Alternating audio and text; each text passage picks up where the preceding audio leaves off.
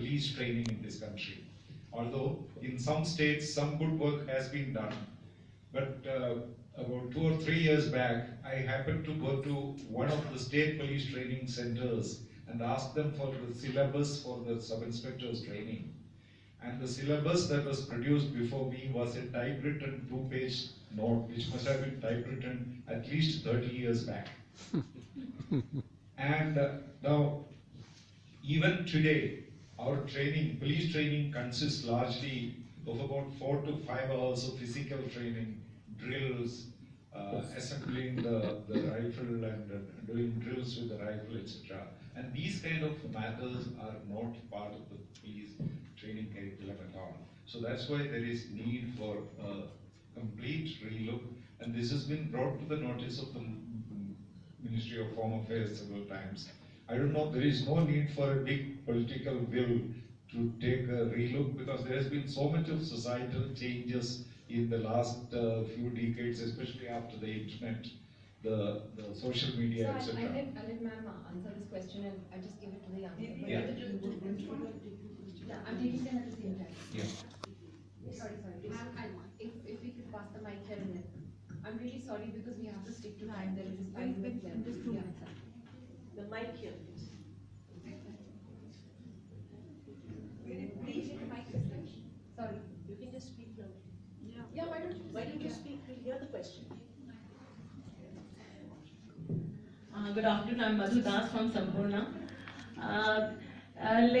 From lodging from FIR till the judgment, the IO is the very important person because the charge sheet is done by him, and any technical wrong term can change the whole case. So I would like to suggest, like in MBBS, the doctors have to pass MBBS, then do the specialized courses. Same way can we have in the police training also, after passing IPS or police training course, then they will be given specialized for different crimes. They should be selected so that they can excel in that. Okay. Kavaljit, I just want to share this with Kavaljit also. Actually, in the UK, in order to sit on a bench, for a judge to sit on a bench which is dealing with crimes against women and sexual crimes, they have to pass certain courses and get a certificate. I had the audacity to suggest this at a place where there were judges and magistrates, and they got so offended. They said, "Are you telling us that we will have to go through a course?" I said, "No, I'm only telling you what they do in UK. I dare not tell you what to do here." Yeah, okay, so one was about the training and one was about the specialized courses. Well, I think all the points he raised, I agree with him. Training definitely needs a great look. But what I'm concerned about is I'm not so worried about the sensitivity of the police or the attitude of the police, which I think whatever emphasis which has gone towards this point has been towards this. Gender sensitization, attitude, putting a desk for a woman, how to talk to a woman. I think we're wasting our time on this. What we want is a professional attitude. What we want is how the investigation is to be done. So therefore, I wouldn't say that for these things there hasn't been time. I don't want them to get one soft subject training, I want him to realize this is the way a rape is investigated. This is number 1 on your list. This is number 2 on your list. If the doctor does not see you within 24 hours, this is the person whom you have to give a complaint to. There should be a form. Those are the procedures and protocols I want. That he has in his book, the IO, a form which he fills and sends immediately to the medical superintendent that I have not had a medical examination for the victim. So he should know how to handle this very sensitive type of investigation as professionally as we are trying to teach him the rest. I don't especially want that. A little bit of hand-holding of the victim will have to be done by NGOs and social organizations. Cost quite a bit of time. Let not the police be sort of, he should, and he has to ask again and again, ki bhai aisa phir kya hua? Then what happened? And those are embarrassing questions for the victim. And I get lots of complaints that police should just take the statement once. No, he needs to have a proper investigative framework. So some places I think we don't need to place the emphasis as far as training is concerned. I just want to substantiate what Kamaljit said just now. I've done a study on women in police, a comparative study of men and women. case study of Delhi, funded by British Council, and when Kiran Bedi was in charge of BBR&D. I just want to give one instance of just increasing the number of women in the police is not going to help unless, as Kamalji said, they are given the training of how to conduct themselves, what are their powers and what are their responsibilities and how to do it. Just one small example, because we interviewed a lot of people. One, what is it? SHO. I was interviewing, it was headed by a woman inspector. And then some lady came to file a FIR. And the junior sub-inspector said, Madam, you don't have the power to do the FIR. He said, you keep quiet, I know what my powers are. So that type of confidence building to be given to women to tell them what they can do, what they can't do, and so the men can't sort of ride over them. And we had a springboard program, I don't know, many of you in the police would know. That helped to a large extent to empower the women about how to deal this discrimination that happens in the police. That women you don't know, I mean not only in the police, it happens everywhere. That when you, I've done a lot of work in this area of women's empowerment, I've written books on that. You find it all over the world, everywhere, in any organization, women get sidelined, though they have a brilliant idea. For example, there's a cartoon which shows there's a board meeting that's happening, and then a woman comes with an idea and nobody listens to her. Same idea, just 1 second. Same idea. Ma'am, with great respect, because Yeah. I do this for a living, but we're out of Yeah, time. I mean, there is evidence to show. I'm a researcher. I apologize, and honestly, out of respect for you, Thank you. and Thank out you. of question, even if it was out of turn, I'd like to thank the speakers very much. These are two wonderful speakers, I think, who really been able to bring out the various issues so very well today. I had a lot of questions of my own, which I've had to swallow for now, and I will take it offline with them. Thank you very much for coming. Thank you so much.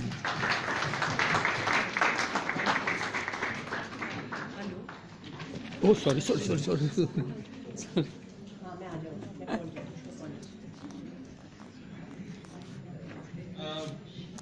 I'd like to just I'll give you the number. the panel, I'll talk to her. Okay, right. Nidhi Razdan, Kavalji Dev, and Vrinda Gulmohar for a great discussion, and for everybody for being so intensely involved in the conversation. Nidhi, you really brought in your personal experience of a problem that you faced, and I think that struck a note with everybody, truly. I just want to add that Many new points. I didn't even ask my dad or somebody to call the police commissioner. I didn't ask anybody. I just went to my local police station. I haven't done it in both the stalking cases. I didn't ask anyone to call. Make the system work. Yeah, just went there to file a complaint and did it like that, just to clarify. Thank you, We have to make the system work. Yeah. I mean, I don't know. And I know you are really rushed for time because you're going to back to the studio, about to Parliament for the GST discussion. And as we are discussing, at lunch, this whole thing of what's happening in Noida, it's just a wake-up call to all of us of how discrimination and violence is becoming part of our everyday life, and discourse, and we need to constantly resist. And thank you both, Vrinda and Kamalji Dev, for being part of this and being so robust and strong in your assertions. On the thing about police reform, the phrase that I'm pushing Maya to advocate is the future of policing. Well, I think, everybody badges so I think. And you see how successful I've been. So thank you all very much, and we now will move to the next a round of applause.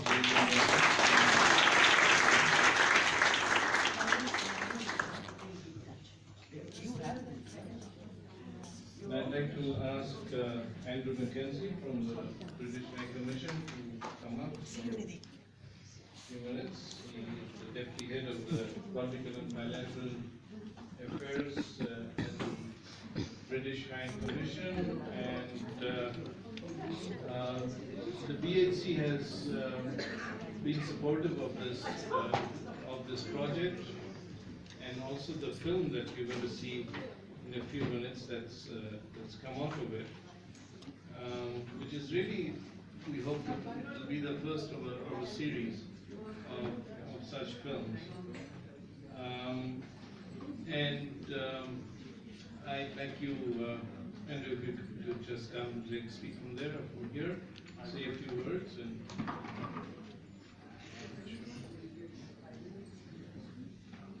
Hello everyone, very happy. Yes. Hello everyone, very happy to be here today and attend this conference, and also, of course, to inaugurate this fantastic film, 24 Hours. Before I go into my speech, I'd like to start off by thanking those people who've worked so hard in this project: the Commonwealth Human Rights Initiative, the Delhi Commission for Women, the Delhi Police, independent experts, that's far better, and civil society groups as well. This film was actually made as part of a project with an aim to provide police, trauma counsellors and civil society organisations with the clear steps that are essential to a first responder when they're engaging with a traumatised woman who's reporting sexual violence and rape. We, the British High Commission, are particularly happy that this project has brought together women's groups and police personnel and really built a productive dialogue. As well as that, it's also developed a very innovative training module that will be integrated into the wider training curriculum when it's dealing with these sorts of issues. It's our hope that institutions will be able to use the film we're about to see to further build their capacity and shape their training and procedures, and also to provide the best possible response when they are engaging with rape survivors. Addressing, of course, violence against women is incredibly important. Globally, 1 in 3 women is beaten or sexually abused in their lifetime, a really shocking statistics. And as part of the UN Sustainable Development Goals, the international community is actually committed to eliminate all forms of violence against all women and girls in the public and private spheres. And this includes trafficking and other types of exploitation. I'd also like to go into a bit more now about what the UK is doing, and the UK and India. We've been supporting several projects across the whole of India. I'll give you a short overview now. We've been doing a lot of work building awareness around safety and sexual harassment among girls. We've also worked with lawyers, police and judicial officers across the whole of India, working to support women's rights and their access to justice and protection. We're also doing a lot of work, collaboration to prevent and tackle human trafficking. And we've also supported delegations of women leaders and activists, again from the whole of India, to visit the UK, and also encourage a greater UK and India dialogue through these visits. These dialogues have actually focused not only on policy, but practical measures to tackle violence against women in both India and the UK. And of course, violence against women isn't a problem that's unique to India. It's something that we face in the UK, as do many other countries across the world. As you know, we have a female head of state, Queen Elizabeth, and a female Prime Minister, Theresa May. And now, for the first time, women hold half of the offices, great offices of state in the UK, and 1/3 of cabinet positions. But for all this progress that we have made in the UK, on many fronts, we're still grappling with a lot of issues. For example, domestic violence. We've tried to make some forward progressive steps to tackle these sorts of issues. For example, a few months ago, our Communities Minister, Sajid Javid, announced a new fund of £20 million to support victims of domestic violence in the UK. And this has had a real sort of focus on practical results as well, ensuring that victims have somewhere safe to live and recover, and in providing opportunities for education and employment and life skills training. Many regions of the UK are also supported by the National Health Service and their rape and sexual assault referral centres. These act as first points of contact and provide guidance for women and their families who are seeking help. The UK's Crown Prosecution Service has produced comprehensive rape and sexual offences guidance. This covers a range of themes that are useful both to survivors and practitioners in helping them. Finally then, I'd like to say a really big thank you. The British High Commission is incredibly proud to be part of this. Again, I'd like to really thank everybody who's been associated with the project and the event and the production of this important video, which we're very excited to see. We really feel that only by working together to tackle the root causes and putting women and girls at the heart of our work, we will be able to make the elimination of violence against women and girls a reality. Thank you very much.